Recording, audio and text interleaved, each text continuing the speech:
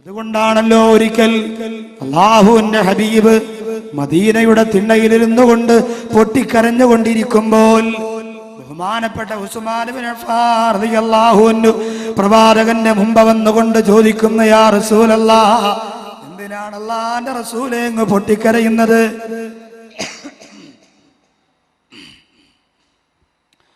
അല്ലാഹുവിന്റെ ഹബീബേ, അവിടെ എന്തിനാ കരയുന്നത്? ആരംഭപ്പൂവായ മദീനയുടെ രാജകുമാരന്റെ കണ്ണുകൾ നിറഞ്ഞൊഴുകുമ്പോ അല്ലാഹുവിന്റെ റസൂല് പൊട്ടിക്കരഞ്ഞുകൊണ്ട് പറയുന്നു, ഉസ്മാൻ, ഞാൻ പള്ളിയിലേക്ക് പോകുന്ന വഴിയില് 2 പാവപ്പെട്ട യതീമക്കളെ കണ്ട ഉസ്മാൻ. ആ മക്കളെ സഹായിക്കാൻ ആരുമില്ല ഉസ്മാൻ, അവരെ സംരക്ഷിക്കാൻ ആരുമില്ല ഉസ്മാൻ, അവർക്ക് ഭക്ഷണം കൊടുക്കാൻ ആരുമില്ല ഉസ്മാൻ. പാപ്പയില്ലാത്ത മക്കളാണവര്. ആ 2 പ്രിയപ്പെട്ട മക്കള് വീടിന്റെ അകത്തിരിക്കുമ്പോൾ ആ വീടിന്റെ അപ്പുറത്ത് താമസിക്കുന്നത് മുനാഫിഖാന മനുഷ്യനാണ്. ആ മുനാഫിഖാന മനുഷ്യന്റെ വീട്ടില് മനോഹരമായ ഈന്തപ്പഴം ഇങ്ങനെ പഴുത്തു നിൽക്കുന്നുണ്ട് ഉസ്മാൻ. ആ പഴുത്തു നിൽക്കുന്ന ഈന്തപ്പഴത്തിന്റെ പഴങ്ങൾ ഇങ്ങനെ ആ വീട്ടുകാര് അടർത്തിയെടുക്കുമ്പോ ദിവസങ്ങളായി പട്ടിണി കിടക്കുന്ന മദീനത്തെ എന്റെ പാവപ്പെട്ട അനാഥ മക്കള് ആ വീടിന്റെ നടയിൽ ഇറങ്ങി കൊണ്ടുവന്ന് പൊട്ടിക്കരയുമായിരുന്നു ഉസ്മാൻ. അതുകൊണ്ട് ആ മക്കൾക്ക് ആ ഈന്തപ്പനത്തോട്ടം വാങ്ങിച്ചു കൊടുക്കാൻ വേണ്ടിയിട്ട് മുനാഫിഖാന മനുഷ്യന്റെ മുമ്പിലേക്ക് കടന്നു ചെന്നിട്ട് ആ മനുഷ്യനോട് ഞാൻ ഈന്തപ്പനത്തോട്ടത്തിന് വിലപേശി ഉസ്മാൻ. അല്ലാഹുവിന്റെ റസൂല് പറയുന്നു, ഉസ്മാനെ, ആ മുനാഫിഖാന മനുഷ്യനോട് ഈന്തപ്പനത്തോട്ടം പാവപ്പെട്ട അനാഥ മക്കൾക്ക് കൊടുക്കാൻ എനിക്ക് വാങ്ങണമെന്ന് ആഗ്രഹമുണ്ട്, എത്ര രൂപയാണെങ്കിൽ തരുമെന്ന് ഞാൻ ചോദിച്ചപ്പോ മുനാഫിഖാന മനുഷ്യനറിയാം എത്ര രൂപ പറഞ്ഞാലും അല്ലാഹുവിന്റെ റസൂൽ അത് വാങ്ങുമെന്ന്. മനസ്സിലായ മുനാഫിഖാന മനുഷ്യൻ പറഞ്ഞത് 100 ഈന്തപ്പനത്തോട്ടത്തിന്റെ വിലയാണ്. ആ മദീനയിൽ ഈന്തപ്പനത്തിന് എത്ര വില വരുമോ അതിന്റെ 100 ഇരട്ടി വില ചോദിച്ചപ്പോ അല്ലാഹുവിന്റെ റസൂൽ കരഞ്ഞുകൊണ്ട് തിരിച്ചു വരികയാ. എന്തിനാ കരഞ്ഞതെന്നറിയോ? അല്ലാഹുവേ, മദീനയുടെ പരിസരത്ത് കണ്ട പാവപ്പെട്ട അനാഥ മക്കൾക്ക് ഭക്ഷണം കൊടുക്കാൻ, ആ പാവപ്പെട്ട അനാഥ മക്കൾക്ക് ഒരു ഈന്തപ്പഴം വാങ്ങിക്കൊടുക്കാനുള്ള കഴിവില്ലാതെ പോയല്ലോ എന്ന് പറഞ്ഞുകൊണ്ട് പൊട്ടിക്കരഞ്ഞപ്പോ റസൂലുള്ളാഹിയുടെ കൈപിടിച്ച് മുത്തം കൊടുത്തുകൊണ്ട് മദീനയുടെ രാജകുമാരന്റെ കൂടെ കിടന്നുറങ്ങാനുള്ള ഭാഗ്യം ലഭിച്ച ഇസ്ലാമിന്റെ 3ാമത്തെ ചക്രവർത്തിയാണ് സയ്യിദുനാ ഉസ്മാൻ ഇബ്നു അഫ്ഫാൻ. കരഞ്ഞുകൊണ്ട് പറയുന്ന നബിയേ, 100 ഈന്തപ്പനത്തോട്ടത്തിന്റെ എല്ലാ 1000 ഈന്തപ്പനത്തോട്ടത്തിന്റെ വില ചോദിച്ചാലും ആ ഈന്തപ്പനത്തോട്ടം ഇന്ന് തന്നെ ഞാൻ വാങ്ങിയിട്ട് അനാഥ മക്കൾക്ക് കൊടുത്തുകൊള്ളാം. അല്ലാഹുവിന്റെ റസൂലേ, 100 യതീമക്കൾക്ക് 100 ഈന്തപ്പനത്തോട്ടത്തിന്റെ വിലയല്ല, 1000 ഈന്തപ്പനത്തോട്ടത്തിന്റെ വിലയാണ് അയാൾ ചോദിക്കുന്നതെങ്കിലും ഈ ഉസ്മാൻ കൊടുത്തിട്ട് ആ ഈന്തപ്പനത്തോട്ടം വാങ്ങി പാവപ്പെട്ട അനാഥ മക്കൾക്ക് കൊടുക്കാം നബി എന്ന് പറഞ്ഞപ്പോ അല്ലാഹുവിന്റെ റസൂൽ ചോദിച്ചു, ഉസ്മാനെ, അതിന് നിന്റെ കയ്യിൽ കാശ് വിടുന്ന? ഉസ്മാൻ ഇബ്നു അഫ്ഫാൻ റളിയല്ലാഹു അൻഹു കണ്ണീരോടുകൂടി പറഞ്ഞു, അല്ലാഹുവിന്റെ റസൂലേ, എനിക്ക് അല്ലാഹു പടച്ചതമ്പുരാൻ പണവും തന്നിട്ടുണ്ട്, അങ്ങയുടെ കൂടെ നടന്ന് അറിവും ബോധവും എനിക്ക് തന്നിട്ടുണ്ട്, പണത്തിന് എനിക്ക് കുറവില്ല എന്ന് പറഞ്ഞുകൊണ്ട് ഉസ്മാൻ ഇബ്നു അഫ്ഫാൻ റളിയല്ലാഹു തആല അൻഹു പറഞ്ഞെങ്കിൽ 1ാമത്തെ ഉപമ ഉസ്മാൻ ഇബ്നു അഫ്ഫാൻ റളിയല്ലാഹു അൻഹു. ഇവരൊക്കെ അല്ലാഹു നേരത്തെ ഇഷ്ടപ്പെട്ടവരാ. ഉസ്മാൻ റളിയല്ലാഹു അൻഹുവിന്റെ പേര് അർശിന് താഴെ എഴുതപ്പെട്ടിരിക്കുന്നു. ഉസ്മാൻ ഇബ്നു അഫ്ഫാൻ റളിയല്ലാഹു അൻഹുവിന്റെ പേര് സ്വർഗ്ഗത്തിൽ ഞാൻ കണ്ടുപോയെന്ന് അല്ലാഹുവിന്റെ റസൂൽ പറയുകയാ. എന്തുകൊണ്ടാണ്? അല്ലാഹു കൊടുത്ത പണം എന്തിനു വേണ്ടി ചിലവഴിക്കണമെന്ന അറിവോടുകൂടി ചിലവഴിച്ചത് കൊണ്ട് ഉസ്മാൻ ഇബ്നു അഫ്ഫാൻ റളിയല്ലാഹു അൻഹുവിന് അല്ലാഹു പവർ കൊടുത്തതാ, പരലോകത്ത് ഉന്നതമായ വിജയം കൊടുത്തതാ. 2ാമത്തെ വിഭാഗമാരാ? പണം അല്ലാഹു കൊടുത്തിട്ടില്ല, അറിവ് മാത്രമേ അല്ലാഹു കൊടുത്തിട്ടുള്ളൂ, പണമില്ല. 2ാമത്തെ വിഭാഗത്തിൽ ഉൾപ്പെടാനാണ് എല്ലാവർക്കും ഉത്സാഹം. ഉസ്താദേ, എൻ്റെ കയ്യിൽ കാശുണ്ടായിരുന്നെങ്കിൽ ഉണ്ടല്ലോ, അടുത്ത വർഷം അബ്ദാദ് നഗറിൽ 10 യതീമക്കളെ 10 പാവപ്പെട്ട മക്കളെ നിക്കാഹ് കഴിപ്പിക്കാൻ വേണ്ടിയിട്ട് അവർ പിരിവിനിറങ്ങേണ്ടി വരില്ല. 10നും കാശ് ഈ ഹദ്ദാദ് നഗറിലുള്ള ഞാൻ തന്നെ കൊടുക്കുമായിരുന്നു എന്ന് പറയും. പക്ഷേ കാശ് കൊടുക്കുമ്പോൾ ഓന്റെ സ്വഭാവം മാറുന്നത് ഓന്തിന്റെ നിറം മാതനമായിരിക്ക. അല്ലാഹ് കാക്കട്ടെ. കാശ് വരാത്തത് കൊണ്ട് നമ്മൾ പറഞ്ഞതാ. ഇപ്പൊ ഈ റോഡിലൂടെ നടന്നു പോയാൽ 1000ന്റെ നോട്ട് വഴിയിൽ കിടന്നാൽ മുകേഷ് അംബാനിയാണ് കാണുന്നതെങ്കിലും എടുത്ത് പോക്കറ്റിൽ വെച്ചുകൊണ്ട് പോകും, കളഞ്ഞിട്ട് പോവില്ല. പൈസ അതാണ്, പൈസയുടെ വിഷയം അതാണ്. പ്രിയപ്പെട്ടവരെ, ഞാനും നിങ്ങളും പെട്ടുപോയിരിക്കുന്നത് ആ വിഷയത്തിലല്ലേ? മനുഷ്യന്റെ പോക്കറ്റിൽ തൊട്ട് കളിച്ചാൽ അവന്റെ സ്വഭാവം അറിയാമെന്ന് ലോകത്തോട് പഠിപ്പിച്ച പ്രവാചകന്റെ അണികളായ ഞാനും നിങ്ങളും ചിന്തിച്ചു നോക്കുക. ഈ കസേരകൾ ഇരിക്കുന്നവരിൽ ഏറ്റവും കൂടുതലും ആരാ? പാവപ്പെട്ടവരാണ്, സാധുക്കളാണ്. നിങ്ങൾ ആലോചിച്ച് നോക്കേ, എന്റെ പ്രസംഗ ഡേറ്റ് എഴുതുന്ന ഡയറിയിൽ കാസർഗോഡ് ജില്ലയിൽ 9 പേരുടെ നമ്പര് ഞാൻ പ്രത്യേകിച്ച് എഴുതിയിട്ടിട്ടുണ്ട്. ആ 9 പേരും കൂലിവേലക്കാരും പാവപ്പെട്ടവരും കഷ്ടപ്പെട്ട് ജീവിക്കുന്നവരുമാണ്. നിങ്ങൾക്കൊക്കെ ഒരു ധാരണയുണ്ടല്ലോ, ഉസ്താദ് ബാക്കവി കാശുകാരൻ പ്രസംഗത്തിന് വിളിക്കുമ്പോഴേ വരുള്ളൂ, ഫ്ലൈറ്റ് ഇറക്കി കൊടുത്താലേ വരുള്ളൂ, 1.5 ലക്ഷം ഓഫർ ചെയ്താലേ വരുള്ളൂ. അതൊക്കെ എന്നെ കുറിച്ച് പറയുന്നവന് നാവ് പുഴുത്തു പോകും. അള്ളാഹു കാത്തിരിക്കട്ടെ. കാരണം എന്തെന്നറിയോ? ജീവിതത്തിൽ ഒരുപാട് അനുഭവിച്ചവനായ എൻ്റെ പ്രിയപ്പെട്ടവരെ, 15ാമത്തെ വയസ്സിൽ പ്രഭാഷണത്തിന് വേണ്ടി സ്റ്റേജിൽ കയറി നിൽക്കുമ്പോ എന്റെ പ്രിയപ്പെട്ട ഉപ്പ പട്ടിണി കിടക്കുന്ന എനിക്ക് വേണ്ടി കഴിക്കാൻ നമ്മുടെ നാട്ടിലുള്ള ചക്കയുടെ ചൊള ചൂടാക്കി പാചകം ചെയ്തിട്ട് പ്രസംഗത്തിന് ശേഷം വീട്ടിൽ പോയി കഴിച്ചവനാ ഞാൻ. പക്ഷേ വന്ന വഴി മറക്കാൻ ഒരിക്കലും എൻ്റെ പ്രിയപ്പെട്ട ഇന്നും എൻ്റെ ഉപ്പയും എൻ്റെ ഉമ്മയും കിടക്കുന്നത് ചെറ്റക്കൂടില്ല. ഞാൻ വീട് വെച്ചിട്ട് വിളിച്ചിട്ട് പോലും അവർ വരൂല, അതിൽ കിടക്കൂല. അവർക്ക് അതിൽ തന്നെ കിടന്ന് മരിക്കണം. അത് കാണുമ്പോൾ ഒരിക്കലും നമുക്കൊന്നും വന്ന വഴി മറക്കാൻ തോന്നൂല എൻ്റെ പ്രിയപ്പെട്ടവരെ. അതുകൊണ്ട് പണക്കാരെ സ്നേഹിക്കേണ്ടെന്നല്ല ഞാൻ പറഞ്ഞത്. പണക്കാരെ സ്നേഹിച്ചോ, പള്ളി വെക്കാനും തീങ്കാല കെട്ടാനും പാവപ്പെട്ടവരെ കെട്ടിച്ചു വിടാനും ആവശ്യത്തിലധികം പണക്കാരെ സ്വാധീനിച്ചോ, ഇഷ്ടപ്പെട്ടോ. പക്ഷെ അള്ളാഹുവിന്റെ ദീനിനെ പണക്കാരുടെ മുഖം നോക്കി കച്ചവടം ചെയ്യുന്നവൻ ദുനിയാവിൽ വെച്ച് തന്നെ നരകയാതന അനുഭവിക്കും. അള്ളാഹു കാത്തിരക്ഷിക്കുമാറാകട്ടെ. അതുകൊണ്ട് 2ാമത്തെ വിഭാഗം അറിവ് മാത്രമുള്ളവരാണ്, പണമില്ല, അവർക്ക് സമ്പത്തില്ല, അറിവ് മാത്രമുള്ളവരാണ്. അവരാരാണെന്ന് ചോദിച്ചാൽ എന്റെ ശബ്ദം ശ്രവിക്കുന്ന നിങ്ങളെല്ലാവരും പറയും, ഉസ്താദേ അവര് നമ്മളാണ്, നമുക്ക് അറിവ് മാത്രമാണുള്ളത്, പണമില്ല എന്ന് പറയുന്ന സഹോദര, ഈ 2ാമത്തെ വിഭാഗത്തിനൊരു ഗുണം കൂടി അല്ലാഹു പറയുന്നുണ്ട്. 2ാമത്തെ വിഭാഗത്തിന് ഒരു ഗുണം കൂടി അല്ലാഹു പറയുന്നുണ്ട്. എന്താണെന്നറിയോ ആ ഗുണം? അറിവ് മാത്രമേ ഉള്ളൂ, സമ്പത്തില്ല. എങ്കിലും അവന്റെ ധാരണ എന്തെന്നറിയോ? എനിക്ക് സമ്പത്ത് ഉണ്ടായിരുന്നെങ്കിൽ ഒരു പെൺകുട്ടിയുടെ കല്യാണത്തിനുള്ള തുക ഞാൻ കൊടുക്കുമായിരുന്നു, 1 പവൻ ഞാൻ വാങ്ങിക്കൊടുക്കുമായിരുന്നു, 1 ഓട്ടോ ഞാൻ കൊടുക്കുമായിരുന്നു.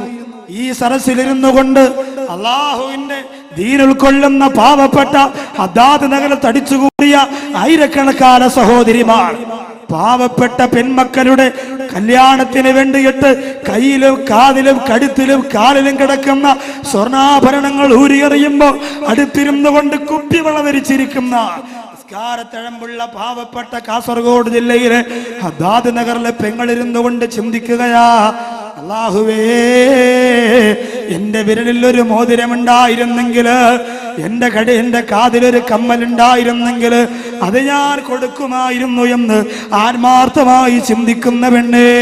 1ാമത്തെ വിഭാഗത്തിന് അല്ലാഹുവിന്റെ പൊരുത്തമുള്ളതുപോലെ 2ാമത്തെ വിഭാഗമായ നിനക്കും അല്ലാഹുവിന്റെ പൊരുത്തമുണ്ട്. 1ാമത്തെ വിഭാഗം അറിവുള്ളതുപോലെ പണം ചിലവഴിക്കുന്നു, 2ാമത്തെ വിഭാഗത്തിന് പണമില്ല, അറിവ് മാത്രമേ ഉള്ളൂ. എങ്കിലും മനസ്സിലെ ചിന്ത എന്താ? ഉണ്ടായിരുന്നെങ്കിൽ, കാശുണ്ടായിരുന്നെങ്കിൽ ഞാൻ അങ്ങനെ ചെയ്യുമായിരുന്നു എന്ന് ചിന്തിക്കുമ്പോൾ 2 പേരും ഒരേ മർത്തബയില്ല. ഈ 2ാമത്തെ വിഭാഗത്തിന്റെ ഉദാഹരണമാരാ? ഇസ്ലാമിക ചരിത്രത്തിൽ തുല്യതയില്ലാത്ത ഈറ്റപ്പുലി എന്ന് ലോകം തലകുലിക്ക് സമ്മതിച്ച കൂഫയുടെ മണ്ണിൽ കിടക്കുന്ന രാജകുമാരന്റെ ഏറ്റവും വലിയ ഉറ്റതോടനാരാ അലി ഇബ്നു അബീ ത്വാലിബ് റളിയല്ലാഹു തആല അൻഹുവാണ്. പണ്ടവൻ തന്നോട് ദീനിനുൾക്കൊണ്ട് നിന്തുള്ളോരാദരധീരരെ മക്കാമണൽ തട്ടിന്തിക്കൊക്കെ ഞെട്ടിച്ച അക്കറിഞ്ഞലി ഹൈദർ ശൂരരെ. ബഹുമാനപ്പെട്ട അലി ഹൈദർ കറാർ അലി റളിയല്ലാഹു അൻഹുവിന്റെയും ഫാത്തിമ ബീവി റളിയല്ലാഹു അൻഹയുടെയും പേര് പറയുമ്പോ പുളകം കൊള്ളുന്ന എന്റെ പ്രിയപ്പെട്ട മുസ്ലിം ചെറുപ്പക്കാരാ, തിരുനബിയുടെ വസിയത്തും വഫാത്തും എന്ന കാസറ്റ് കഴിഞ്ഞാൽ ഏറ്റവും അധികം ഈ വിനീതന്റെ പ്രഭാഷണത്തിൽ വിറ്റഴിച്ചു കൊണ്ടിരിക്കുന്നത് കാസർഗോഡ് ജില്ലയുടെ പവലിൽ ഞാൻ പ്രഭാഷണം നടത്തിയ ഫാത്തിമ റളിയല്ലാഹു അൻഹയുടെ ഭാഗമാണ്. സുബ്ഹാനല്ലാഹ്, ആ ഫാത്തിമയുടെ മണിമാരനാണ് അലി റളിയല്ലാഹു അൻഹുവിന് അല്ലാഹു പണം കൊടുത്തിരുന്നില്ല, അല്ലാഹു പവർ കൊടുത്തിരുന്നില്ല, അല്ലാഹു വലിയ കൊട്ടാരം കൊടുത്തിരുന്നില്ല, അല്ലാഹു ആഡംബരം കൊടുത്തിരുന്നില്ല. അലി റളിയല്ലാഹു അൻഹു പട്ടിണിയായിരുന്നു.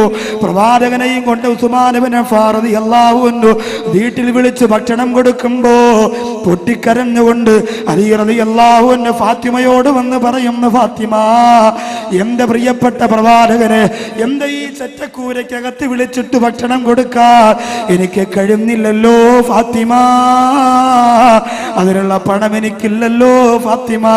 പണമുണ്ടായിരുന്നെങ്കിൽ, അതിനുള്ള സാമ്പത്തികമുണ്ടായിരുന്നെങ്കിൽ എന്റെ ഹബീബിനെ വിളിച്ചുകൊണ്ട് എന്റെ ഈ വീട്ടിന്റെ അകത്തിരുത്തിയിട്ട് ഭക്ഷണം കൊടുക്കാൻ ഞാൻ ഒരുങ്ങുമായിരുന്നു എന്ന് അലി ഇബ്നു അബീ ത്വാലിബ് റളിയല്ലാഹു അൻഹു പറഞ്ഞു കൊടുക്കുകയാ. ഇത് രണ്ടാമത്തെ വിഭാഗമാണ്. പണമില്ല, അറിവ് മാത്രമേ ഉള്ളൂ. എങ്ങനെ ചെലവഴിക്കണം, എങ്ങനെ കൊടുക്കണം എന്നൊക്കെ അറിയാം, പക്ഷേ സമ്പത്തില്ല. അല്ലാഹു തആല ആ വിഭാഗത്തിലെങ്കിലും ഉൾപ്പെടാനുള്ള തൗഫീക്ക് തരട്ടെ. മൂന്നാമത്തെ വിഭാഗം ആരെന്നറിയോ?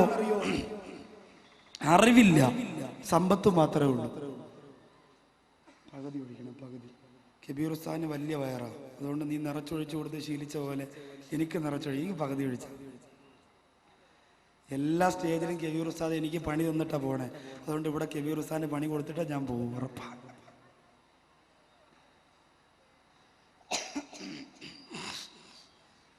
അപ്പോ മൂന്നാമത്തെ വിഭാഗം എന്നറിയോ? അറിവ് ഇല്ല, സമ്പത്ത് മാത്രമേ ഉള്ളൂ. നമ്മുടെ നാട്ടിലെ ചില ചെറുപ്പക്കാരെ പോലെ നിസ്കരിക്കാൻ വരുന്നില്ലടെ, ഇൻഷാ അല്ലാഹ് വരണം, പോക്കറ്റിൽ 1000ന്റെ നോട്ട് ഇങ്ങനെ മടക്കി വെച്ചിരിക്കും. സമ്പത്ത് ശരിക്കുണ്ട്, അറിവും ബോധവുമില്ല. അങ്ങനെയാണെങ്കിൽ നമ്മുടെ നാടിന് ശാപമാണ്. ജില്ലകളിൽ ഒരുപാട് സാമ്പത്തികം അല്ലാഹു കൊടുത്തിരിക്കുന്ന ജില്ല ഏതാ? പറയാൻ ഇച്ചിരി മടിയായിരിക്കും നിങ്ങൾക്ക്. ജില്ലകളിൽ സാമ്പത്തിക ഇച്ചിരി കൂടുതൽ കൊടുത്തിട്ടുള്ള ജില്ല ഏതാ? പറയ്. കാസർഗോഡ് അഭിമാനത്തോടെ പറയ്, അൽഹംദുലില്ലാ മനസ്സിന്റെ അകത്ത് തട്ടിക്കെട്ട് പറയ്. പാവപ്പെട്ട ഹദ്ദാദ് നഗറിൽ 25-ാം തീയതി പാവപ്പെട്ട കണ്ണീര് കുടിക്കുന്ന 7 മക്കൾക്ക് സന്തോഷത്തിന്റെ താലിച്ചരട് കൊടുക്കാൻ കാസർഗോഡ് ജില്ലയുടെ ഹദ്ദാദ് നഗറിന്റെ സഹോദരങ്ങൾക്ക് സാധിക്കുമെങ്കിൽ അല്ല പണം തന്നു എന്ന് പറയാൻ ഒരുത്തനെയും പേടിക്കേണ്ട കാര്യമില്ല. അഭിമാനത്തോടെ പറഞ്ഞു, ആരെയാ പേടിക്കാം? അല്ല തന്ന പണം തന്നു എന്ന് തന്നെ പറയാം, തന്നു തന്നെ പറയാം. 1 പവൻ സ്വർണം വെച്ചൊക്കെ പലരും പാവപ്പെട്ട മക്കൾക്ക് വേണ്ടി ഓഫർ പറഞ്ഞു എന്നറിഞ്ഞു. അൽഹംദുലില്ലാ, അല്ലാഹു അവർക്ക് അടുത്ത വർഷമാകുമ്പോ 10 പവൻ കൊടുക്കാനുള്ള സാമ്പത്തിക ഭദ്രത ഈ വിപുലമായ സദസ്സിന്റെ പോരിശ കൊണ്ട് അല്ലാഹു കൊടുത്ത് അനുഗ്രഹിക്കുമാറാകട്ടെ. മനസ്സിൽ തട്ടിയാണ് ഞാൻ ദുആ ചെയ്യുക, വെറുതെ അല്ല. അതൊക്കെ വേണം. അല്ലാഹു പണം കൊടുത്ത് അറിവ് കൊടുക്കുമ്പോഴേ എങ്ങനെ ചെലവഴിക്കാൻ തോന്നുള്ളൂ. അറിവ് കൊടുക്കാതിരുന്നാ പറ്റൂല. അറിവില്ലാതിരുന്നാ നമ്മളെ നാച്ചേക്കോ. പണം മാത്രമുണ്ട്, അറിവില്ല. അങ്ങനെയാണെങ്കിൽ ആർക്ക് കൊടുത്തതുപോലെയാകും. ഇന്ന ഖാറൂന കാന മിൻ ഖൗമി മൂസ ഫബഖാ അലൈഹിം വആതൈനാഹു മിനൽ ഖുനൂസി മാ ഇന്ന മഫാതിഹു ലതനൂ ബിൽ ഉസ്ബതി ഉൽ ഖുവാ. 700 ഒട്ടകം ചുമന്നാലും തീരാത്ത ധനശേഖരണത്തിന്റെ താക്കോൽ കൂട്ടങ്ങളുമായി ദുനിയാവിന്റെ തൊലിക്ക് പുറത്ത് ജീവിച്ച മൂസാ നബി അലൈഹിസ്സലാമിന്റെ സമുദായത്തിലെ കാലഘട്ടത്തിൽ ജനിച്ച ഖാറൂൻ എന്ന് പറയുന്ന മനുഷ്യന്റെ കഥ അല്ലാഹുവിന്റെ പരിശുദ്ധ ഖുർആനിലൂടെ പഠിച്ചുപോയ എന്റെ പ്രിയപ്പെട്ട മുസ്ലിമേ, അവൻ അല്ലാഹു പണം കൊടുത്തു, അവൻ അവനല്ലാഹു വലിയ കൊട്ടാരം കൊടുത്തു, അവനല്ലാഹു വലിയ സുഖം കൊടുത്തു, അവനല്ലാഹു താരാട്ടുപാടാ തോടികളെ കൊടുത്തു, അവന്റെ കാല് ഞെക്കിക്കൊടുക്കാൻ തൊലിവെളുപ്പുള്ള തരണീമണികളെ കൊടുത്തു, അവന്റെ പാതിരാത്രി പകലാക്കി മാറ്റാ ചുണ്ടു ചുമന്ന തക്കാളിക്കവളുള്ള കാശ് കൊടുത്ത് വാങ്ങുന്ന മദാമമാര് കാറൂനിന്റെ നെഞ്ചത്ത് കിടന്നുരുണ്ടു പോയെങ്കിൽ അവസാന കാറൂൻ അല്ലാഹു കൊടുത്ത പണിയെന്താ?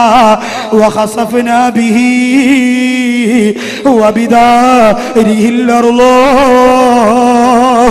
ആ കാറൂനെയും കാറൂനിന്റെ കൊട്ടാരത്തെയും ഭൂമിയുടെ ഒരു ഭാഗം തുറന്നിട്ട് അതിന്റെ അകത്തേക്ക് അല്ലാഹു ഇടിച്ച് താഴ്ത്തിക്കളഞ്ഞെന്ന് പടച്ച റബ്ബിന്റെ ഖുർആൻ പഠിപ്പിക്കുന്നു.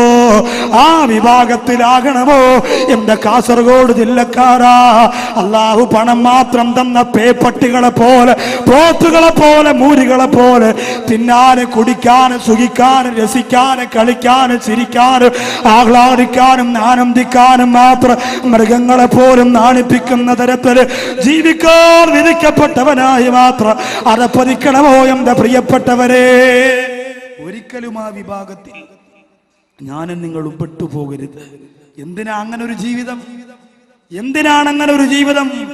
സ്വർണ്ണമഞ്ചത്തിൽ കൊണ്ടുവന്നടക്കിയാലും പ്രിയമുള്ളവരെ, കുറച്ച് ദിവസങ്ങൾ കഴിയുമ്പോൾ ആ ശരീരത്തിന്റെ അവസ്ഥ പരിതാപകരമാണ്. അല്ലാഹു കാത്തിരക്ഷിക്കട്ടെ. അതുകൊണ്ട് തീരുമാനമെടുക്കണം നമ്മൾ. അല്ലാഹു പണം തന്നെങ്കിൽ അറിവുണ്ടാക്കിയിട്ട് ആ പണം അതുപോലെ ചെലവഴിക്കണം.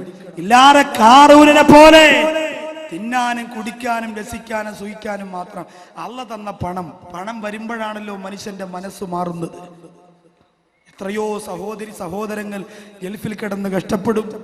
ഗൾഫുകാരന്റെ ഭാര്യയാണ് എന്ന് പേര് കിട്ടാൻ വേണ്ടിയിട്ട് പ്രിയപ്പെട്ട സഹോദരിമാർ സാധാരണ ധരിച്ചുകൊണ്ടിരിക്കുന്ന ചെരുപ്പ് മാറ്റി ഐഹീരിന്റെ ചെരുപ്പാക്കും, മുടി സ്ട്രൈറ്റ് ചെയ്യും, പിന്നെന്താ പിരിയം പ്ലക്ക് ചെയ്യും. നമ്മുടെ നാട്ടിലേക്ക് അങ്ങനെ പറയാം, ഇവിടെ എന്താണെന്നറിയില്ല. പിരിയം ഇങ്ങനെ ക്ലീൻ ആക്കി എടുത്ത് വടിച്ചു കളഞ്ഞിട്ട് അവിടെ ഒരു മഷി പുരട്ടും, ഒരു പെയിന്റ്. ഇതൊക്കെ കാശ് വരുമ്പോ ചെയ്യണതാ. ഇപ്പൊ നമ്മൾ ആലോചിച്ച് നോക്കിയാൽ നമ്മുടെ ഉസ്താദുമാർക്ക് കിട്ടുന്ന ശമ്പളം ബറക്കത്തുള്ളതാ. അത് എല്ലാ ജില്ലയിലും അങ്ങനെ തന്നെ, കാസർഗോഡ് മാത്രമല്ല. 2500 3000 കൂടുതൽ അങ്ങനെ കൊടുക്കലില്ലല്ലോ. അങ്ങനെ ഒരു ഭാഗ്യം അള്ള വേണ്ടി വെച്ച് വന്നിട്ടുണ്ട്. കേരളത്തിൽ ഒരു സ്ഥലത്തും അത്ര കൂടുതൽ കിട്ടലില്ല. പിന്നെ 4000 രൂപ 4500 രൂപ 100 രൂപ ഉസ്താദിന് കൂട്ടിയാൽ പിന്നെ സെക്രട്ടറി വന്നിട്ട് പറയും, ഇനി അടുത്ത ബലി പെരുന്നാളിനെ കൂട്ടോളൂ കേട്ടോ എന്ന് പറയും. 100 രൂപ ഒരു വർഷത്തേക്ക് കൂട്ടിയതാ.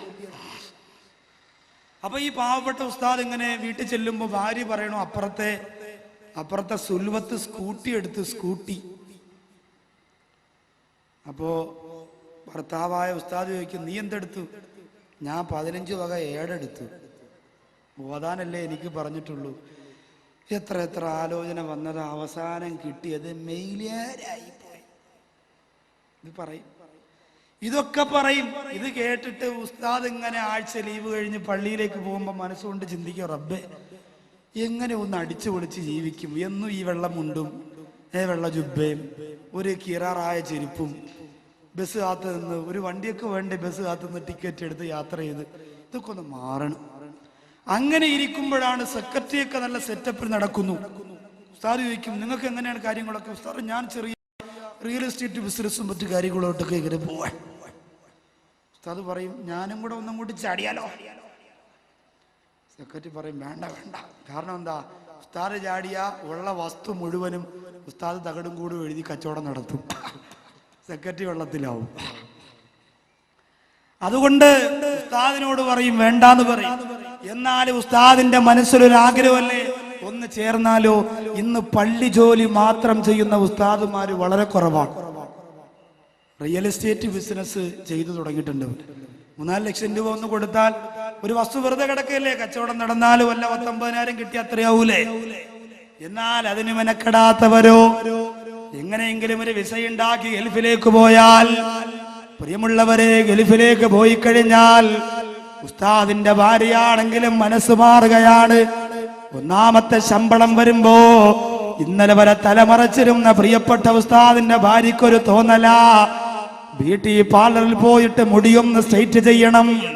സക്കാഫിയുടെ ആണെങ്കിലും ബാക്കവിയുടെ ആണെങ്കിലും അഹ്സനിയുടെ ആണെങ്കിലും മന്നാനിയുടെ ആണെങ്കിലും തോന്നാൻ വലിയ താമസം വേണ്ട. ലോകത്തൊരുപാട് മനസ്സുകളെ പണം മാറ്റിയിട്ടുണ്ട് മുസ്ലിമേ. ഒരുപാട് പേരുടെ മനസ്സിനെ പണം മാലിന്യമാക്കിയിട്ടുണ്ട്. കാസർഗോഡ് ജില്ലയിൽ ഞാൻ എന്തിനാ നിങ്ങളോട് പറയുന്നത്? നിങ്ങളുടെ വീട്ടുവളപ്പിൽ പോലും, നിങ്ങളുടെ വീട്ടുമുറ്റത്ത് പോലും, നിങ്ങളുടെ നാട്ടിൽ പോലും നൂറുകണക്കായ തെളിവുകളില്ലേ? പണം കൊണ്ട് മനസ്സ് മാറിപ്പോയാ, പദവി കൊണ്ട് മനസ്സ് മാറിപ്പോയാ, പവർ കൊണ്ട് ജീവിതം മാറിപ്പോയാ, ഒരുപാട് ജീവിതങ്ങളെ ഗുണപാഠം ഉൾക്കൊള്ളുന്ന എന്റെ കാസർഗോഡ് ജില്ലയിലെ പ്രിയപ്പെട്ട സഹോദരങ്ങളെ, അതുകൊണ്ട് പണം മാത്രമല്ല കൊടുത്തിട്ടുണ്ട്. അറിവില്ലാത്തവരാണെങ്കിൽ അപകടമാണ്, അപകടമാണ്. അല്ലാഹുവേ, പാവപ്പെട്ട ഉസ്താദുമാരുടെ ജീവിതത്തിൽ ബറക്കത്ത് ചെയ്യണേ അല്ലാ. 2000-3000 രൂപ ശമ്പളം വാങ്ങിയിട്ട് വീട്ടിലേക്ക് ചെല്ലുമ്പോ കുഞ്ഞുമോന് ക്യാൻസർ ആണെന്നറിഞ്ഞാൽ, പൊന്നുമോൾക്ക് ട്യൂമറാണെന്നറിഞ്ഞാൽ എവിടെ പോകും തമ്പുരാനെ? ഒരു പള്ളിക്കാരൻ 10-20 ലക്ഷം രൂപ കൊടുക്കൂല റഹ്മാനെ. പാവപ്പെട്ട ജോലിക്കാരായ ഈ കസേരകൾ വന്നിരിക്കുന്ന സാധുക്കളായ കൂലിവേലക്കാരുണ്ട് തമ്പുരാനെ, അവിടെ ജീവിതത്തിൽ ബറക്കത്ത് കൊടുക്കണേ അല്ലോ. അപ്പൊ അറിവില്ല, സമ്പത്ത് മാത്രമേ ഉള്ളൂ. അടിച്ചു പൊളിച്ച് പെണ്ണിന് പെണ്ണ്, കള്ളിന് കള്ള്, സുഖിച്ച് ജീവിക്കാൻ. കൂട്ടുകാരൊക്കെ സിനിമയ്ക്ക് കൊണ്ടുപോണതവനാ. ഡിസംബർ 31 രാത്രിയിൽ അവൻ ഫോൺ വിളിച്ചു ചോദിക്കും, എവിടെ നിക്കാടാ ഷംനാദെ, ഷുക്കൂറെ, ഷാനവാസെ, സുബൈറെ? അപ്പൊ അവര് പറയാം, എടാ നമ്മള് കബീർ ഉസ്താദിന്റെ വാതേക്കാൻ പോവാ, അല്ലെങ്കിൽ ഔഷാദ് വാക്കയുടെ വാതേക്കാൻ പോവാ. ഡിസംബർ 31 അല്ലേ, പുതിയ വർഷം വരെ അല്ലേ. ഉടനെ അവൻ പറയും, എടാ അവിടെ പോയാ കബീർ ഉസ്താദിന്റെ ഔഷാദ് വാക്കവയൊക്കെ നാളെയും വരും, പക്ഷേ റിമി ടോമി ഇന്ന് മാത്രമേ വരുള്ളൂ. സൂപ്പർ ഗാനമേളയാ, ബീച്ചിൽ വന്നാ മതി. ഡിസംബർ 31 12 മണിക്ക് റിമി ടോമിയുടെ ആട്ടം കാണാൻ കൂട്ടുകാർക്ക് ടിക്കറ്റ് എടുത്തു കൊടുക്കാനും കുപ്പിയെടുക്കാനും ഒന്നാമരായി മുന്നിട്ടിറങ്ങുന്നതാരാ? ആരാ പ്രിയപ്പെട്ടവരെ?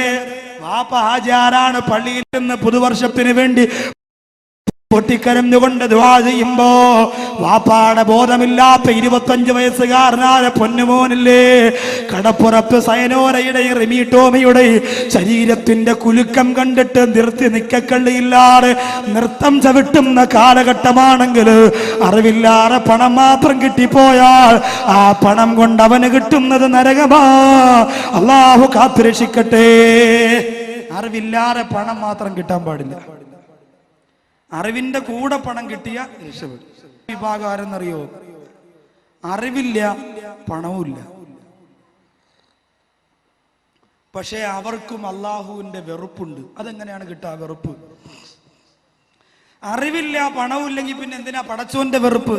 നിങ്ങളിപ്പോ എല്ലാവരും ചിന്തിക്കൂ, ഉസ്താദേ നമുക്ക് അറിവില്ല, എന്റെ പോക്കറ്റിൽ 10-20 രൂപയേ ഉള്ളൂ, ബക്കറ്റ് നിങ്ങൾ എന്തായാലും എടുക്കുമെന്നറിയാം. പക്ഷെ അത് വാക്കോ എന്നാ ആദ്യം പറയണ ബക്കറ്റാന്ന് നമുക്കറിയാം. അപ്പൊ അതുകൊണ്ട് എന്തായാലും ബക്കറ്റിൽ 10 രൂപ നമ്മൾ ഇടാറുണ്ട്. ബാക്കി 10 രൂപ അങ്ങോട്ട് പോകുമ്പോൾ ഒരു ചായ കുടിക്കാനോ വേറെ കാശ് എൻ്റെ കയ്യിലില്ല. പിന്നെ അറിവ്, നിങ്ങളെ പോലെ ഉസ്താദന്മാര് പ്രസംഗിക്കുമ്പോൾ വന്നിരുന്ന് കേൾക്കും, കാസറ്റുകൾ വാങ്ങിക്കൊണ്ടുപോയി കേൾക്കും. ഇതല്ലാതെ വേറെ അറിവൊന്നും ഞങ്ങൾക്കില്ല ഉസ്താദെ എന്നു പറയുന്നവർക്ക് അള്ളാന്റെ വെറുപ്പെന്തിനാ? അറിവില്ലെങ്കിലും അവന്റെ മനസ്സിന്റെ ചിന്ത എന്തെന്നറിയോ? പണമുണ്ടായിരുന്നെങ്കിൽ അവനെ പോലെ സിനിമയ്ക്ക് പോകാമായിരുന്നു, പണമുണ്ടായിരുന്നെങ്കിൽ മറ്റവനെ പോലെ കള്ളു കുടിക്കാമായിരുന്നു, പണമുണ്ടായിരുന്നെങ്കിൽ ഡിസംബർ 31 കൂട്ടുകാർക്ക് കുപ്പിയെടുത്തു കൊടുക്കാമായിരുന്നു എന്നു മനസ്സുകൊണ്ടവൻ മോഹിക്കുകയാണ്. അങ്ങനെയുള്ളവനും അള്ളാന്റെ തൃപ്തിയില്ല. ആയിരക്കണക്കാര സഹോദരിമാര് അബ്ദാദ് നഗറിന്റെ പ്രഭാഷണം കേൾക്കാൻ വന്നിരിക്കുമ്പോ എന്റെ പ്രിയപ്പെട്ട പെങ്ങന്മാരോട് പറയട്ടെ, സഹോദരിമാര് ചിന്തിക്കുകയാ, അല്ലാഹുവേ എനിക്ക് പണമുണ്ടായിരുന്നെങ്കിൽ അപ്പുറത്തെ സുൽവത്തിനെ പോലെ ഞാനും നടക്കുമായിരുന്നു.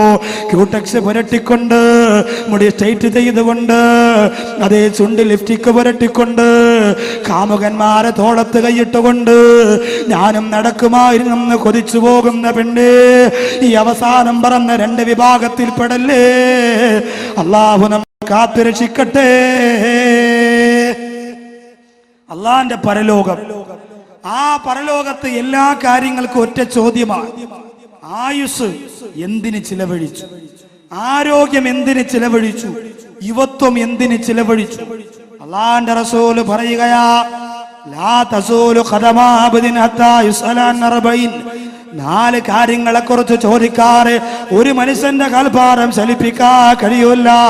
എന്നിട്ട് അല്ലാഹുവിന്റെ റസൂൽ പറയുന്നു 3 കാര്യങ്ങളോട് ചോദ്യം ഒറ്റ ചോദ്യമാണ്, 4ാമത്തെ കാര്യത്തിൽ മാത്രം 2 ചോദ്യമാണ്. പരലോകത്ത് 4 കാര്യങ്ങളെ കുറിച്ച് മൊത്തത്തിലുള്ള ചോദ്യം. ആ 4 കാര്യങ്ങളിൽ 3 കാര്യങ്ങൾക്ക് ഒരു ചോദ്യമേ ഉള്ളൂ. ആയുസ് എന്തിന് ചിലവഴിച്ചു, യുവത്വം എന്തിന് ചിലവഴിച്ചു, ഇൽമ് എന്തിന് ചിലവഴിച്ചു.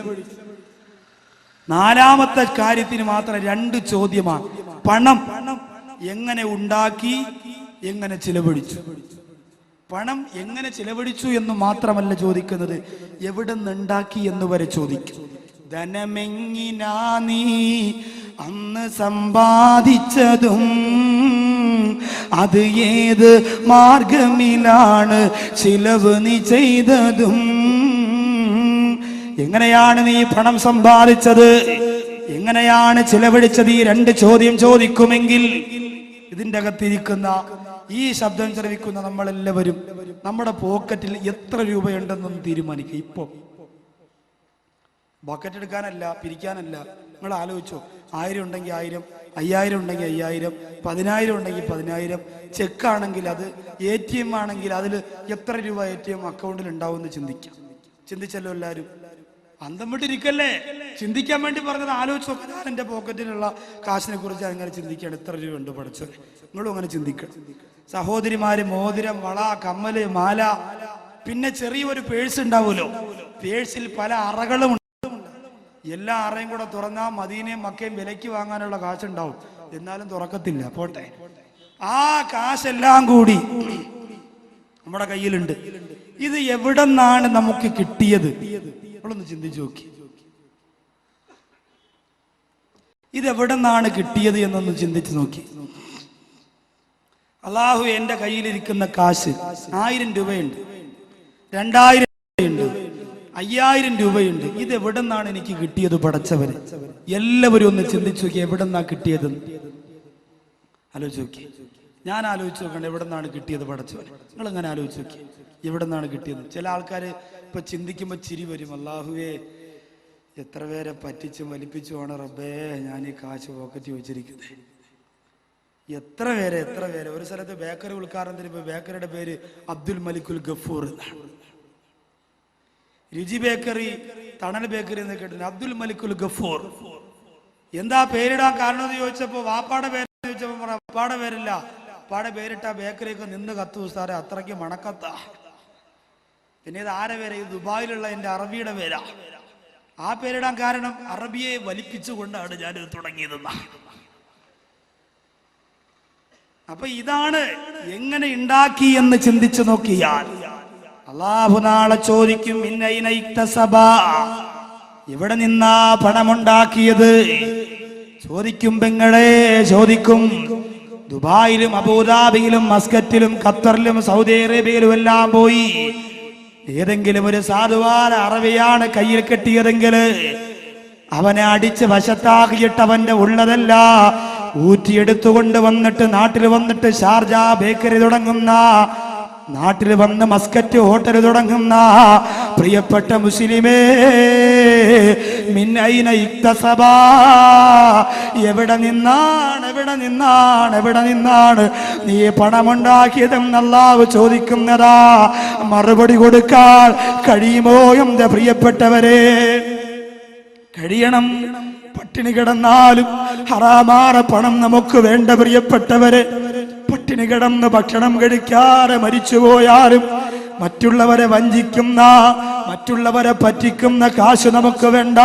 ബഹുമാനപ്പെട്ട അബൂ ദുജാന റളിയല്ലാഹു അൻഹു പ്രവാചകന്റെ സമക്ഷത്തിൽ നിന്ന് സുബഹി നിസ്കാരം കഴിഞ്ഞ് ഓടുകയാണ്. അള്ളാന്റെ റസൂൽ ചോദിക്കുന്നു, അബൂ ദുജാന, എവിടേക്കാണ് അബൂ ദുജാന ധൃതി വെച്ചു പോകുന്നത്? പ്രഭാതമാണല്ലോ, കണ്ണീരോടെ ദുആ ചെയ്യാനുള്ള സമയമുണ്ടല്ലോ, എന്തിനാണ് ഓടുന്നതെന്ന് ചോദിക്കുമ്പോ കരഞ്ഞുകൊണ്ട് അബൂ ദുജാന പറയുന്നു, നബിയേ, എനിക്ക് 2 മക്കളാ നബിയേ, ഞാൻ ജോലിക്ക് പോയിട്ട് കിട്ടുന്ന കാശ് കൊണ്ട് വന്നിട്ട് വേണം എന്റെ മക്കൾക്ക് ഭക്ഷണം കഴിക്കാൻ. നബിയേ, കുറച്ച് ദിവസമായിട്ട് ജോലിക്ക് പോകുന്നില്ല, സുഖമില്ലാത്തത് കൊണ്ട് ജോലിക്ക് പോകാതെ എന്റെ കുടുംബം പട്ടിണിയിലാണ് നബിയേ.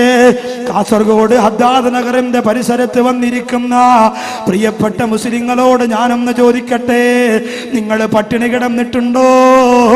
ഭർത്താവ് ജോലിക്ക് പോകാറ് പട്ടിണി കിടക്കണ്ടെന്ന ഗതികേട് വന്നിട്ടുണ്ടോ? ഉപ്പ പൈസ തരാറ് പട്ടിണി കിടക്കണ്ടെന്ന ഗതികേട് നമ്മുടെ മക്കൾക്ക് വന്നിട്ടുണ്ടോ? അള്ളാഹു നമ്മെ വിശപ്പിനെ തൊട്ട് കാത്തിരക്ഷിക്കട്ടെ. പട്ടിണിയും പരിവട്ടവും കൊണ്ട് കഷ്ടപ്പെടുന്ന മോശമായ അവസ്ഥയെ തൊട്ട് പടച്ചോ നമുക്ക് ആഫിയത്ത് തരട്ടെ. അബൂ ദുജാന റളിയല്ലാഹു അൻഹു പറയുന്ന നബിയേ, എന്റെ മക്കള് 3 ദിവസമായി പട്ടിണിയാണ്. അവർക്ക് കഴിക്കാനൊന്നുമില്ല, അവർക്ക് കുടിക്കാനൊന്നുമില്ല റസൂലേ. അതുകൊണ്ട് ഇന്നലെ ഞാൻ സുബഹി നിസ്കാരം കഴിഞ്ഞ് അങ്ങയുടെ കൂടെ നസീഹത്ത് കേട്ട് അങ്ങയുടെ കൂടെ ദിക്റ് ചൊല്ലിയിട്ട് പള്ളിക്കകത്ത് സമയം ചെലവഴിച്ചിട്ട് എൻ്റെ വീട്ടിലേക്ക് ചെന്നപ്പോ എൻ്റെ വീട്ടിൻ്റെ അകത്തുള്ള പ്രിയപ്പെട്ട 2 മക്കള് അല്ലാഹുവിന്റെ റസൂലേ ഇഴഞ്ഞിഴഞ്ഞിഴഞ്ഞിഴഞ്ഞ് വിശപ്പ് സഹിക്കാനാകാതെ ഇഴഞ്ഞിഴഞ്ഞിഴഞ്ഞിഴഞ്ഞ് അപ്പുറത്ത് താമസിക്കുന്ന ജൂതനാര മനുഷ്യന്റെ ആ മനോഹരമായ ഫലവർഗങ്ങളിൽ നിന്ന് അടർന്നു വീഴുന്ന പഴുത്ത കായ്കനികളില്ലേ നബിയേ, അതെന്റെ അരുമ മക്കള് എടുത്ത് കഴിക്കുന്നത് ഞാൻ കണ്ടു നബിയേ. എന്റെ മക്കളാ ഭക്ഷണം കഴിച്ചു പോയാ അത് ഹറാമല്ലേ നബിയേ, അത് ഹറാമല്ലേ റസൂലേ.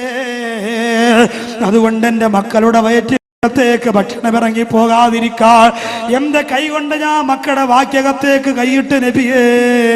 3 ദിവസമായി പട്ടിണി കിടക്കുന്ന പാവപ്പെട്ട മക്കൾക്ക് സന്തോഷത്തോടെ ഒരു കായ കിട്ടിയപ്പോ, ഒരു പഴം കിട്ടിയപ്പോ അവര് കഴിച്ചതാണ് നബിയേ. പക്ഷേ ഞാൻ അനുവാദം കൊടുക്കാറ് അവിടെ വയറ്റിന്റെ അകത്തേക്ക് പോയ ഭക്ഷണം പോലും പുറത്തു ഛർദിപ്പിച്ച് കളഞ്ഞു നബിയേ. അതുകൊണ്ട് ഇന്ന് ഞാൻ ഇവിടെ ഇരുന്ന അല്ലാഹുവിന്റെ റസൂലേ, ഇന്നലത്തെ പോലെ എൻ്റെ പ്രിയപ്പെട്ട മക്കള് ഇന്നും ഇഴഞ്ഞു പോയി ആ പൊരുത്തമില്ലാത്ത ഭക്ഷണം എടുത്ത് കഴിക്കുമെന്ന് പറഞ്ഞപ്പോ അബൂ ദുജാനയുടെ കണ്ണീരിന്റെ വില ഈ സമുദായത്തിനറിയുമോ?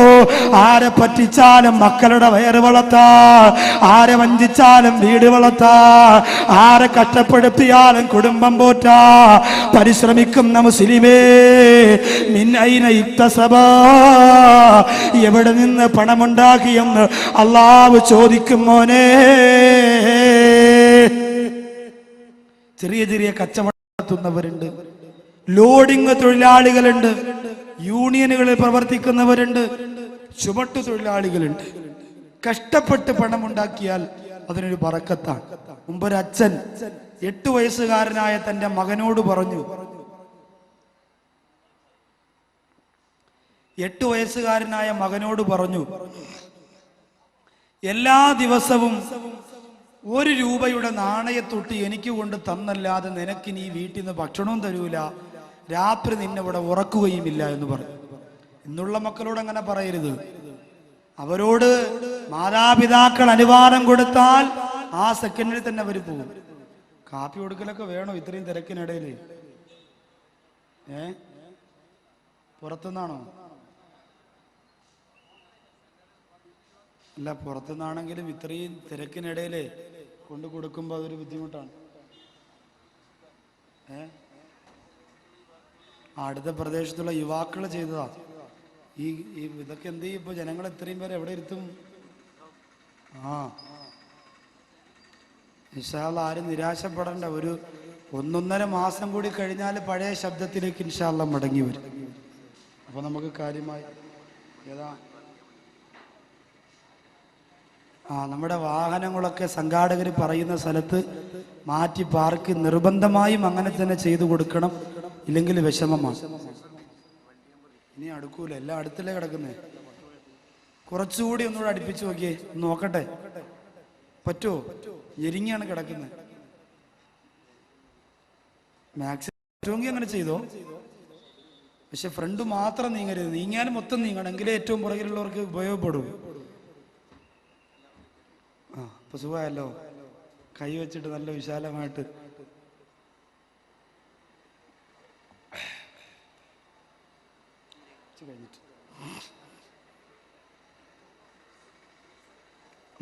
ബെഞ്ചൊക്കെ കൊണ്ടുവരുന്നുണ്ട് ഇൻഷാ അല്ലാഹ്. മദ്രസയുടെ ബെഞ്ചൊക്കെ കൊണ്ടുവരുന്നുണ്ട്. എന്തായാലും എല്ലാവരും പൊരുത്തപ്പെട്ട് ഉള്ള സൗകര്യത്തിൽ എല്ലാവരും സഹകരിക്കുക. കാരുണ്യവാനായ തമ്പുരാൻ ഈ സദസ്സിന്റെ പോരുഷയും ബറക്കത്തും സ്വീകരിച്ചുകൊണ്ട് നമ്മുടെ ദുആഇന് അല്ലാഹു ഉത്തരം തരുമാറാകട്ടെ. വിഷയത്തിലേക്ക് കടക്കുകയാണ്. ഒരുപാട് നേരം നീട്ടി പറയാനുള്ള ആരോഗ്യസ്ഥിതി ഇല്ലാന്ന് ഞാൻ പറയാതെ നിങ്ങൾക്ക് എല്ലാവർക്കും അറിയാം. എങ്കിലും ഒന്നൊന്നേകാൽ മണിക്കൂറോടെ വരെ എത്തിയാൽ രക്ഷപ്പെട്ടു എന്ന് ഞാൻ മനസ്സുകൊണ്ട് ആഗ്രഹിക്കുക. കാരണം ശാരീരികമായ അസ്വസ്ഥതയുള്ളത് കൊണ്ട്. എങ്കിലും വാതിലൊന്നും കുറവൊന്നും വരൂല. എല്ലാവരും കടന്നിരിക്കും. ഉള്ള സൗകര്യത്തിൽ നീങ്ങി വരുമ്പോൾ മൊത്തത്തിൽ നീങ്ങണം. ഏറ്റവും പുറകിൽ നിന്ന് അങ്ങനെ നീങ്ങട്ടെ, എങ്കിലേ ഉപയോഗം ഉണ്ടാവും. സീറ്റ് കിട്ടാതെ വന്നാൽ പുറകിൽ കുറച്ച് നിന്ന് പോയാലും പ്രശ്നമില്ല. അങ്ങനെയും കേൾക്കാലോ.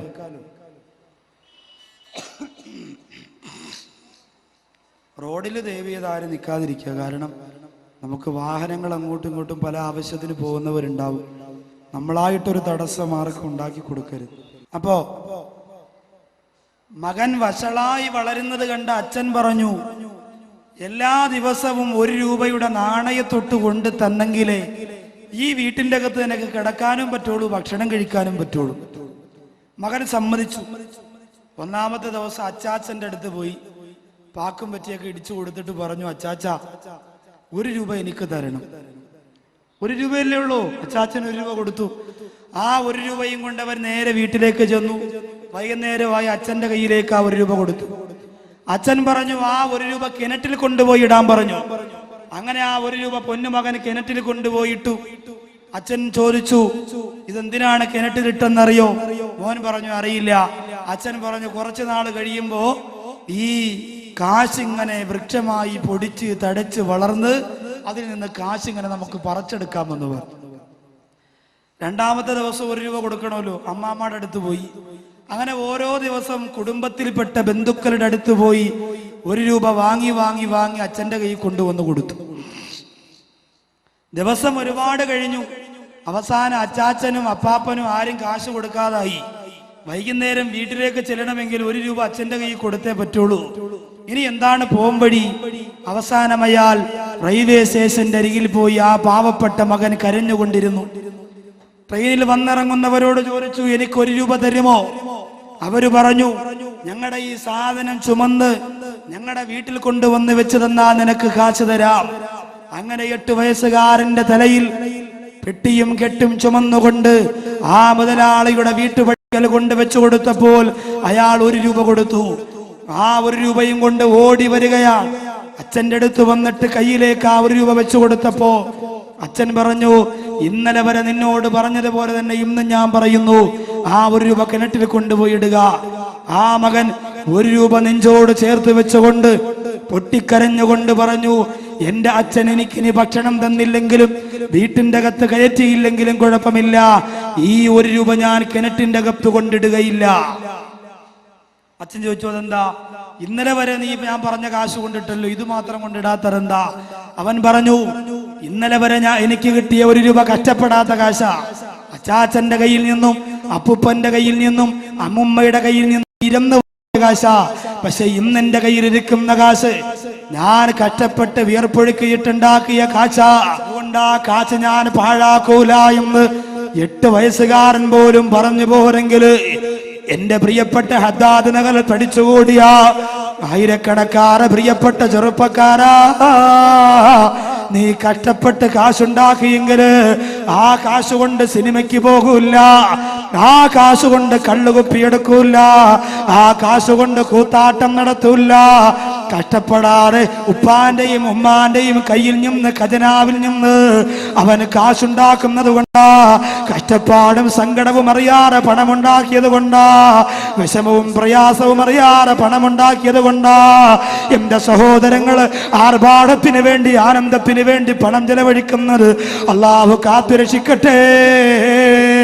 അതുകൊണ്ട് പ്രിയമുള്ളവരെ, എവിടെ നിന്നാണ് പണം സമ്പാദിച്ചതെന്ന് അല്ലാഹു ചോദിക്കുമ്പോ വിയർപ്പൊഴുക്കി കഷ്ടപ്പെട്ട് ഹലാലായ രീതിയിലൂടെയാണ് ഞാൻ പണം സമ്പാദിച്ചതെന്ന് പടച്ചവരോട് പറയാനുള്ള മനസ്സ് ഈ ഒരുമിച്ച് കൂടിയ സഹോദരങ്ങളെ നിങ്ങൾക്ക് വേണം. അള്ളാഹിനോട് ധൈര്യത്തോടു കൂടി പറയാൻ, അള്ളാഹുവേ നീ തന്ന പൊരുത്തത്തോടുകൂടി തന്ന തൃപ്തിയോടുകൂടി തന്ന ചെറിയ ജോലി, ആ ജോലി കൊണ്ട് ആർത്തിയില്ലാതെ ആഡംബരമില്ലാതെ കഷ്ടപ്പെട്ട് ഞാൻ സമ്പാദിച്ച പണമാണ്. ഏറ്റവും എളുപ്പത്തിൽ പണമുണ്ടാക്കലാണ് എല്ലാവർക്കും ഇന്ന് ജോലി. അതിൽപ്പെട്ടതാണ് ചങ്ങല ബിസിനസ്സുകൾ. അതിന് മണി ചെയിൻ അങ്ങനെ ഒരു പേരുണ്ട്. കാസർഗോഡ് ജില്ലയിൽ അതിന്റെ പേരെന്തെന്ന് എനിക്കറിയില്ല. ഉഷാർ ബാക്കവിയോട് വന്നിട്ട് പറയും, ഉസ്താദേ കുറച്ചു കാലം കഴിഞ്ഞ് തൊണ്ടയൊക്കെ അടച്ച് പള്ളിയിലും ജുമയ്ക്ക് പോകാൻ പറ്റാത്ത സാഹചര്യമൊക്കെ വന്ന് സ്നേഹിച്ചവരും ഇഷ്ടപ്പെട്ടവരും ഒക്കെ ഫോൺ വരെ വിളിക്കാത്ത ഒരു സാഹചര്യം വരുമ്പോഴേ നിങ്ങൾക്ക് ജീവിക്കണ്ടേ? ഞാൻ പറയും ജീവിക്കണം. അതിന് എൻ്റെ ഒരു ക്ലാസ്സിൽ നിങ്ങൾ പങ്കെടുത്താൽ മതി. ഞാൻ പറയും എന്ത് ക്ലാസ്സാ? ഓഡിറ്റോറിയത്തിൽ 2 മണിക്കൊരു ക്ലാസ് ഉണ്ട്. അള്ളാണെ ചെന്നിരുന്ന് കൊടുക്കരുത്. ഇരുന്നു പോയാൽ മായാജാലക്കാരന്റെ മാന്ത്രികം പോലെ പോകുന്നവർ മുഴുവനും ആ മണി ചെയിനിൽ പങ്കു ചേർന്നിട്ടേ മടങ്ങി വരികയുള്ളൂ. അങ്ങനെ പ്രവർത്തിക്കുന്ന ആരെങ്കിലും ഉണ്ടെങ്കിൽ സങ്കടം തോന്നിയിട്ട് കാര്യമില്ല. പറയേണ്ടത് പറയാതിരിക്കാൻ നിവർത്തിയില്ല, അതുകൊണ്ട് പറയുന്നതാണ്. ആദ്യം 15,000 രൂപ വെച്ച് 3 മാസം അടയ്ക്കുക. എത്രയായപ്പോ? എന്നിട്ട് 3 വർഷം വരെ കാത്തിരിക്കുക.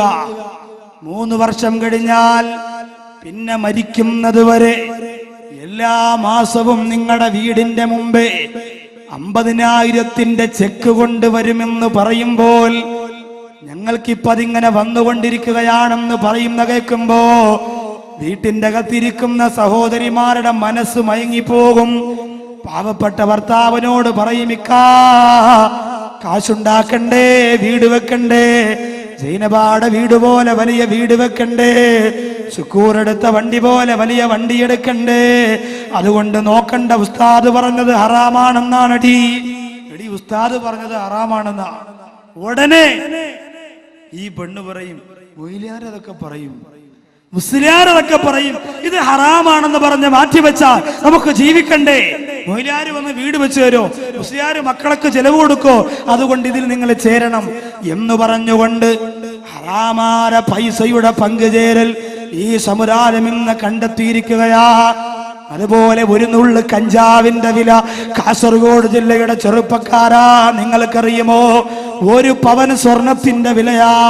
1 പവന് സ്വർണത്തിന് കൊടുക്കുന്ന വിലയാണ് 1 നുള്ള് കഞ്ചാവിന്റെ വിലയെങ്കിൽ 1 പവന് സ്വർണത്തിന് വേണ്ടിയിട്ട് പാവപ്പെട്ട പെൺകുട്ടികളുടെ കല്യാണത്തിന് കഴുത്തിലടിഞ്ഞു കൊടുക്കാൻ, ഒരു മാലയ്ക്ക് വേണ്ടി, ഒരു വളയ്ക്ക് വേണ്ടി, ഒരു കമ്മലിന് വേണ്ടി, ഒരു സ്വർണത്തിന്റെ മുത്തിന് വേണ്ടി പൊട്ടിക്കരഞ്ഞുകൊണ്ട് ഹദ്ദാദ് നഗറിലുള്ള പാവപ്പെട്ടവരുടെ കാല് പിടിക്കുമ്പോ കൊടുക്കാൻ മനസ്സ് കാണിക്കുന്നവരെ, നമ്മുടെ മക്കളോ ക്യാമ്പസിന്റെ അകത്തളങ്ങളിൽ കള്ളക്കച്ചവടം നടത്തുന്ന കഞ്ചാവ് കച്ചവടത്തിന്റെ 1 നുള്ള് കഞ്ചാവിന്റെ വില 1 പവന് സ്വർണത്തിന്റെ വിലയാണെങ്കിൽ സുബ്ഹാനല്ലാഹ്, ലക്ഷക്കണക്കിന് രൂപയ്ക്ക് കുടിച്ചു കൂത്താടുന്ന, ലക്ഷക്കണക്കിന് രൂപയ്ക്ക് ശരീരത്തെ നശിപ്പിക്കുന്ന മാരകമായ വിഷം കഴിക്കുന്ന സമുദായത്തിന്റെ ചെറുപ്പക്കാര് ചിന്തിച്ചോ മോനെ, കഷ്ടപ്പെട്ട് പണമുണ്ടാക്കിയാൽ ഇതിന് പവറുണ്ട്, കഷ്ടപ്പെട്ട് പൈസ ഉണ്ടാക്കിയാൽ ഇതിന് പവറുണ്ട്, കഷ്ടപ്പെട്ട് വിയർപ്പൊഴുക്കി പണമുണ്ടാക്കിയവർ പാവപ്പെട്ട യത്തീം കുട്ടിക്കാണെന്ന് പറഞ്ഞ് ഒരു 15 രൂപ, ഒരു 50 രൂപ ഹദ്ദാദ് നഗറിലെ സംഘാടകരുടെ കയ്യിൽ കൊടുത്താൽ പട്ടിണി കിടക്കുന്ന, ഓലപ്പുര ചോർന്നൊലിക്കുന്ന, ഓലപ്പുരയ്ക്കകത്ത് കഴിയുന്ന ഹദ്ദാദ് നഗറിലെ പാവപ്പെട്ട ഉമ്മയില്ലേ, ആ ഉമ്മയതാ ഒരു 50 രൂപ കൊണ്ടുവന്നിട്ട് സ്ത്രീകളുടെ ഭാഗത്തിരിക്കുന്ന സംഘാടകരുടെ കയ്യിൽ കൊടുത്തിട്ട് പറയുന്ന, മക്കളെ 50,000 കൊടുക്കണമെന്ന് കൊതിയുണ്ട്, പക്ഷേ ഉമ്മച്ച് പട്ടിണിയാണ്, ഉമ്മാടെ മക്കളൊക്കെ രോഗിയാണ്, അതുകൊണ്ട് 7 പെമ്മക്കളെ കെട്ടിക്കുന്നോ ഈ 50 രൂപ ഉമ്മാടെ സ്വതക്കയായിട്ടിരിക്കട്ടെ എന്ന് പറഞ്ഞുകൊണ്ട് പൊരുത്തമുള്ള 50 രൂപയുടെ ബറക്കത്ത് പറഞ്ഞറിയിക്കാ കഴിയില്ല പ്രിയപ്പെട്ടവരെ. ഒരിക്കലും അത് പറഞ്ഞറിയിക്കാൻ കഴിയില്ല. അതുകൊണ്ട് സമ്പാദിക്കുന്നത് നമ്മൾ എന്തിൽ നിന്ന് സമ്പാദിക്കുക? ഹലാലായ രീതിയിൽ നിന്ന് സമ്പാദിച്ചാൽ നമുക്ക് ഒരുപാട് നേട്ടമാണ്. ഇനി ഇരിക്കാൻ സ്ഥലമില്ലെങ്കിൽ ആ സൈഡ് വഴി വന്നാലും മദ്രസയുടെ മുകളിലിരിക്കും. അങ്ങനെ കുറച്ചു പിടിക്കണം. പകുതി മദ്രസയുടെ മുകൾ ഭാഗത്തിരിക്കാൻ സൗകര്യമുണ്ട്. ബുദ്ധിമുട്ടില്ലെങ്കിൽ, ബുദ്ധിമുട്ടില്ല, സുഖമല്ലേ, ബാൽക്കണിയല്ലേ, സുഖമായിട്ട് അവിടെ ഇരിക്കാം. KL 60B33 ഇന്നോവ കാറ് ഒന്ന് മാറ്റി പാർക്ക് ചെയ്ത് കൊടുക്കണം. ആൾക്കാർ വന്നുകൊണ്ടിരിക്കുന്നേ നടക്കൂലേ ഇത്.